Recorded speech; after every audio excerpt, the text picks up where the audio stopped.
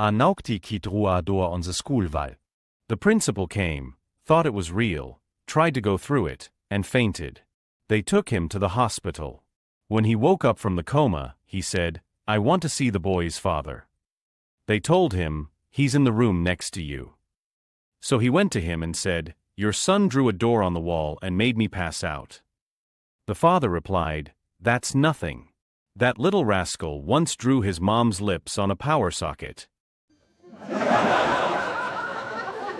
A stupid guy was hit by a car and received $250,000 in compensation. The next day, he stood in front of a train and said, "Now I will become a billionaire."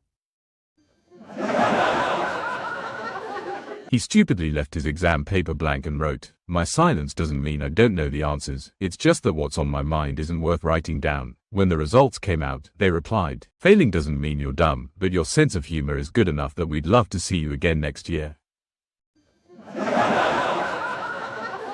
A doctor went to examine the patients in a mental hospital. He entered and found them all jumping and shouting, "We're popcorn!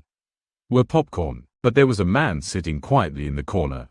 The doctor asked him, "Hey, you seem sane. Why don't you shout, 'We're popcorn,' like the others?" The man raised his head and said, "Because I'm the plate." A really gorgeous girl went to a therapist and said, "Doc, I've got a weird problem. Every time I try to smoke a cigarette, after the first puff I take off my shoes, second puff I take off my jeans, third puff I lose the top."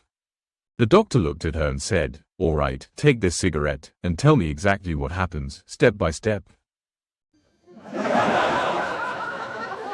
A stupid man buried his money underground, hung a sign and wrote on it, "No money here." His uncle came, dug up the money, and found it. He left him another sign that said, "Your uncle didn't take the money."